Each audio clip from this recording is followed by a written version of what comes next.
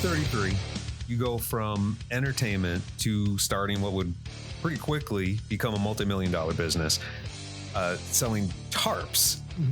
Okay, I'm not seeing the connection. Can you bridge the gap for us? Yeah. How do you go from that to tarps? It was right after I was broke and in debt, and I just, Rituals and Resolutions did well, but I'm not making a movie, and that was my goal. And I said, screw Hollywood. It was like so many meetings, and it was like, and I almost had one with Trimark Pictures to do a gambling movie about, which I did in LA, underground gambling. And just didn't happen. So I said, I'm going to become an entrepreneur again. I want to make my own money. I'm not waiting for this, and I'll just make my own movie. I chose tarps because I wish there was a romantic reason, like Chaplin, where he's like, oh, and the cane just came to me and the hat just went on my head and all that. That wasn't like that. The internet was young. I was like, I heard a guy was selling ceiling fans, and made like $300,000 in a year, and my friend was selling car batteries, and he's like, yeah, I'm making about $350,000 a year. I'm like, I want to make $300,000 a year because then I could make my movie. So I was like, that's what I'm going to do. So I was like, what am I going to sell? So I went through a catalog of products. My dad had a catalog before he sold the calculators, he sold tools. And then he sold calculators for like 3 years. And then he went back to the tool business. Incidentally, before he sold, in the 60s, when he had that tool business, his partner was a guy named Alan Smith, who eventually started a company. When my dad went to go sell calculators, Alan Smith started a company called Harbor Freight. And that made billions of dollars. I don't know if you ever heard of Harbor Freight, but they're a publicly traded company and they're massive, like cheap version of Home Depot. Long story short, okay. I'm used to being around those kind of warehouses, growing up with that, seeing my dad, and all the tools. And one in these large catalogs, a big tool item is tarps. And I said, here's something that people need. Here's something that has a lot of applications. Here's something also, I could donate it to the homeless. And when I did nightclubs, I used to donate canned food to the homeless. Bring a canned food, get it for half price. It was called Turkey Soup. It was LA's biggest Thanksgiving event, probably to this day. We did it for 12 years. And I said, I could do that with tarps. That'll fulfill my need, that philanthropic need. I was like, I'm going to do this. And that's what it did. And within a year, I had money for my movie. I did a movie called Love Hollywood Style with Faye Dunaway, Andy Dick, and Coolio, and many other actors that you've seen. And it was crazy because I'm doing my business is growing rapidly. And then I had a production company. Production was out of my house. I rented this for $800 a month. I rented this 1-bedroom, 1-bath house in Sherman Oaks. It was like a shack, but I had tents out there with product, and I had the production crew was like in a tent, area. And that was why tarps, and that's kind of like how it started. Yeah, that makes a lot of sense. One of the things that we talk a lot about is that when people have certain products, they sometimes say it's boring, right? Like, oh, I sell, I don't know, HVAC units. Oh, that's boring. I don't imagine tarps being a sexy product. Like, how were you able to build value and get people excited about that product? You know what? It wasn't for a long time. I mean, when I was battling it, I was like, my third year in the business, there's hurricanes in Florida, back to back, 4 weeks in a row. State of Florida calls me up. They have $1 million order. And you got to understand, I'm like making money, but I'm not like, I'm like, holy shit. I'm like, there's no way I wasn't going to get that. Everybody's battling, I bought out the whole, jobbers that buy, they get imported.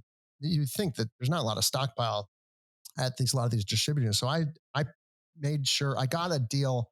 I got all the inventory. By the end of the day, I made $1 million deal in the state of Florida. Wow. And I, was everybody the next year, Hurricane Katrina came around and people knew me with a reputation at this point. They were calling me Hurricane Mike. I didn't become Calculator Kid, but it became Hurricane Mike. I said, that's stupid. But I was like, well, that's what you wanted. You wanted to be an entrepreneur and you wanted to have that kind of, I'm like, okay, but I still can't. I was like Adam Sandler and Happy Gilmore. I'm like, can't we take like this trophy, so to speak, for like the tarp thing and put like a film thing on it, because I wanted to be a filmmaker. I wanted to be an actor, I wanted to be a comedian, and so tarps was really boring with this like, Opportunity. Mike Rowe always talks about opportunity versus passion. So I was like, no, I mean, after a while, I just realized in 2006, a company came along called Yeti and they sold coolers. And I was like, what the fuck is so cool about a cooler? I mean, it's just like, oh, the ice lasts for 6 hours. That's sexy. But it was the brand. It was like a total light bulb moment. It was a brand to where it's like, Yeti is so fucking cool. Yeti is like a great, they're on an adventure over there. They're making $2 billion a year and they got podcasts and they got all kinds of activities and documentaries. They're like Red Bull now, where they got events. And I was like, I got to start modeling my thing. But I was like, but Tarps is a Me Too business. So for the past year and a half, and it's launching in 2023, and I feel like we're a 22-year startup because that's how long I've had this business, that we're planning a branded product that's tarp related, backpack related, hammock related. It's like a Swiss Army knife of a product. And that'll be sexy, but it's not like really, what I consider a sexy product is like my friend has an alcohol drink, that's an aphrodisiac drink for men and women, one for men, one for women. That's a sexy product. Literally. But if you think about it, it is what you make it. Look at Dr. Squatch. Dr. Squatch, that fucking soap company, those guys are having fun. That's a great product. They're making $500-600 million a year or something, and they're doing a lot of great, funny, commercials and videos. So there's nothing sexy about tarps other than a lot of people need them for a lot of different applications. And when there's an emergency, you feel like you're doing something important. And when I go back to the LA homeless and every Thanksgiving on Skid Row, I donate, thousands of tarps. Wow. That keeps me going and feel like, okay, there's something fun, important here, that's not just slinging a widget. Yeah. Making such a big career pivot. Was there a big learning curve from what you were doing before to like, what were the challenges of going in a completely different direction? Dude, that's such a great question because I was a nightclub promoter where it's all cash business. And then I was working in film production where I'm, job to job, and I'm not an entrepreneur. I'm just working on, as a production assistant. I'm learning about making movies and films. When you work in commercials, you work with the best of the best. Those people that work on films, like John Schwartzman off of like movies like Armageddon, they're doing the higher paid gigs. So by the time I started, I started out of my house. I started with no product. I started with no money. I started with just a phone, a website. When I get home from doing production work, I would build a Yahoo store. And then I made my first sale. I came home and I saw a fax, remember a fax order in the fax machine. I was like, holy shit, it's $230. Oh man, even though it's like gross, I was like, this might work, So I did not, even though my dad also had, but my dad was a street hustler. So he was a salesman. He knew how to like pitch a product and get it out there. And he was a business owner. We never had those kind of intellectual talks. Talking to guys like Alan Smith when I started business and then I started doing well, my dad's like, you should go talk to Alan Smith, who's Harbor Freight. Or trying to remember every conversation I had with Peter Guber, who's like, like that was like a learning, experience. But it was a lot of learning, a lot of mistakes, a lot of, problems. Luckily, my promotion and advertising and salesman skill set was so strong, it would overcome me building and I made a lot of good decisions as far as the creative department and growing a business, but all the other, wild, crazy. And I didn't know I had ADHD until I was an adult, until I had one of these, Ivy League guys come in, my business, just about 7-8 years ago. And they came in, I was like, I want to see what these guys know, what they don't, what I don't. And I found out a lot. And I found out a lot that I did know that they didn't know, and then I took what they knew and I was like, it's a learning, it's a big journey. So, I don't know if a lot of kids that go to college, I don't want to go to college because I wanted to start working right away. That kind of mentality is an entrepreneur mentality where it's like, screw it, let's go for it. So you need both though. I had to go back to college. I had to start, and until this day, this podcast I do, I try to pepper it in with not just like long shot story people, like I try to say, oh, this guy's like great at business. Here's long shot story, but let's get his skill set at the end of it. because it never ends and you got to stay on top of things. So it's a big journey. And if I want to do what Yeti's doing with my own branded product, I'm going to have to stay in school. So that's how I look at that as far as learning process. Yeah, absolutely. Like being a lifelong learner is such a good habit to get into early on and just never stop. What were some of the marketing tactics you were using in, like what got you on the radar of the Florida governor at that time? I'm a very competitive person. Most entrepreneurs really deep down, they say, well, I'm not competitive. Competition's good. No, I'm fucking competitive. Everybody is. I mean, it doesn't mean I'm not kumbaya and I love people, but I'm competitive. So I would see somebody else when I first started. I'm like, no, I want to be number one. Whatever you do, you got to try to be the best. So I would compete for, on SEO or PPC, and sometimes, win and lose, you got to be careful with PPC. So I was advertising PPC, natural search engine optimization. I was doing, experimenting with all kinds of stuff. I was even still doing like fax broadcasting at the time when it first started, whatever I could do to just test it out and just throw shit against a wall and see what would stick. How they found me was when there was a hurricane, I just bid number one. I don't care. I'm taking chances. I might spend, back then I might spend, who knows, maybe $800 in a day, $1,000 in a day. Now I spend more than that, but that was 2004 when that hurricane hit, plus we're number one in the natural, and plus, when somebody answers the phone, I don't let them get off the phone. When somebody calls, you don't let them get off the phone. Somebody is, what do you say? It's like, well, I need 300,000 tarps. I'm like, all right, we're the largest tarp company in the world. We got it, whatever, I knew that whatever it was, no one on planet Earth was going to work as hard as me to get that for them. I was also going to be their best friend. I was going to do whatever they needed. I was going to fly out to whatever, because there was so much money involved, $1 million. That was a nice big round number.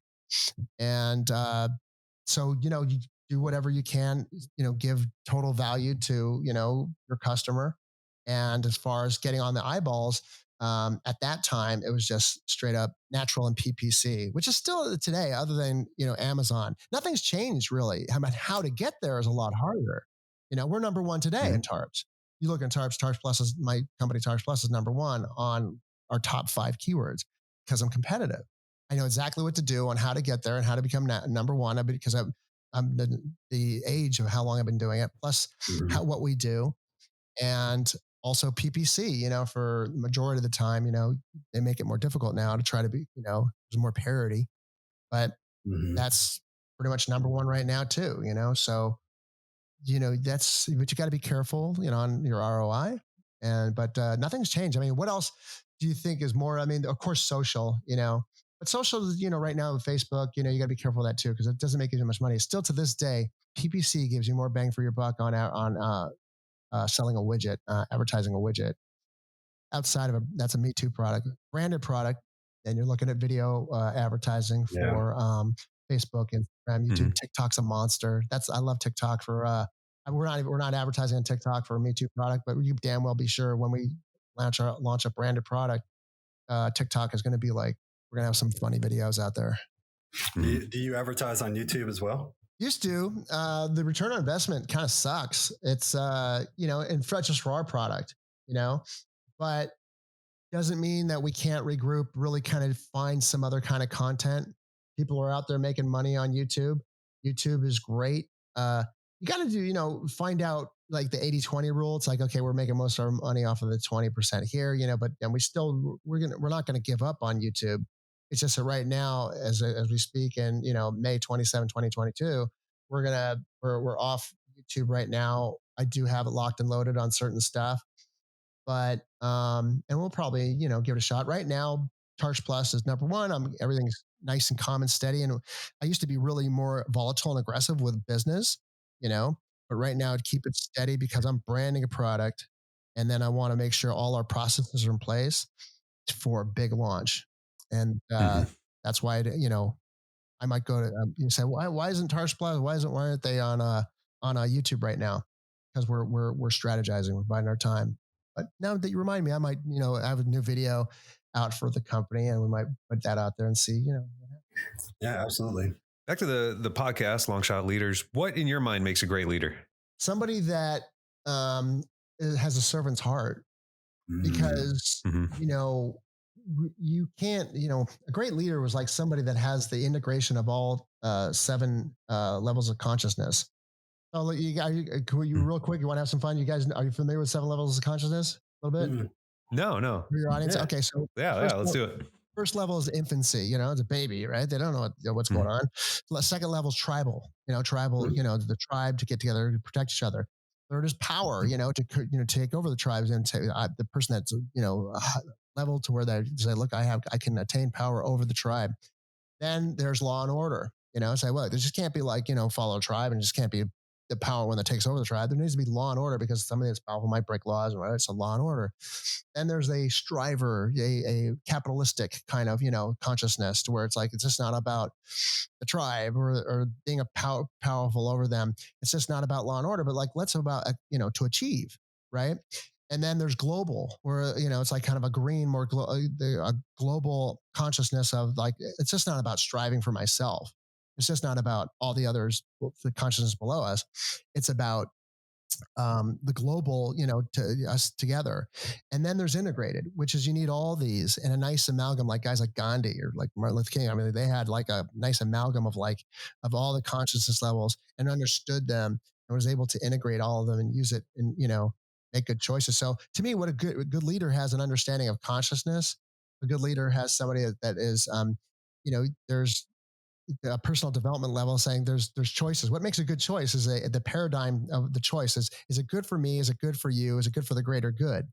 Right now, it's not an exact science, but you need all three to make a good one. So if you're trying to go for a bad, any one of those, you need to let that be your guiding light.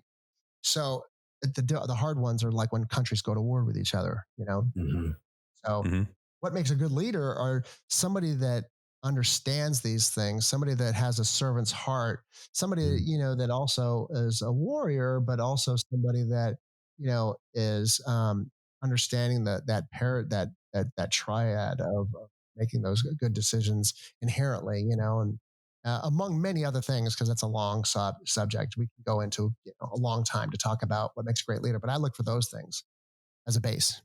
I like it. That's a great definition. Yeah, that's really good. You didn't know how to necessarily start a business, but it didn't stop you. You didn't know how to create films, but it didn't stop you. What would you say to somebody right now who is like thinking about going after their dreams, but they're hesitating because, quote unquote, I don't know how to do it? What would you say to help get them motivated to get past that mental block? So I have two types of daughters, and this will answer the question. So I have one daughter who's a straight A student. She's the older one. And she's, she watches movies with me. She gets the end movies. She watched On the Waterfront when she was like 5. She got it, So now I have a younger daughter. She's got me. She got me in her side. She's got they say she has the ADHD, and she's just, she's creative, but she's, things are, she's impulsive. She just crashed our Easy-Go into the barn, about, an hour ago. She's just impulsive, So I tell each of them the opposite thing, but they both need to, the older one, I said, when she doesn't do well in soccer, she's used to winning all the time. I said, you need to learn on how to lose. You need to learn on what that teaches you when you lose, and how to react towards failure and that losing moment. The little one, I told her straight up, I said, you need to learn how to win. You need to know that it's possible. You need to know what it takes to win, and how it, because you feel like you're going to put in all this work and nothing's going to come out of it anyway. So why put in all this work? And that's where laziness comes from. I said, no. I said, I know it's tough, and I know there's things that, because she'll TikTok the shit out of a fucking video. She's got like 70,000 followers, and she's just climbing like crazy. But, that's real to her. She needs to learn how to win. So for people out there, depends on what kind of person you are, I would study personal development. Even though you're like, I want to go through all that shit. I just want to start a business. I want to make some money, yo. So I'm saying, no, you need to invest in yourself, and it would help if you got into personal development. Find out, if you've learned both sides of it, learn how to win and learn how to lose. You got to learn how to win and say, look, I'm, for me, I was so used to failure. So I was like not afraid to fail. Plus, I'm not going to go out and try to get like a job working for somebody. My dad never finished the 8th grade. So I saw that and he was a multimillionaire. I graduated high school. Shit. I even did some college courses and I've studied, film and I paid for my own courses, and when I made money from nightclubs, I was still going to school there because no one was telling me to go. So now I wanted to go. So, but I didn't get a degree or anything. I just took classes that would help me get what I wanted. But I was, it was a struggle learning, with all the mishaps. But you need to learn how to win and learn how to fail. Take personal development classes, courses. Go online, do whatever you do. Day to day, chip away day to day. Don't give up. Lou Ferrigno says some workouts better than no workout. So when you don't feel like working, it's like, well, I can only get 10 minutes in. That's ridiculous. And that's put the 10 minutes in as opposed to before you go to sleep or whatever, do something rather than nothing towards your business and towards your goal, whatever you're trying to do.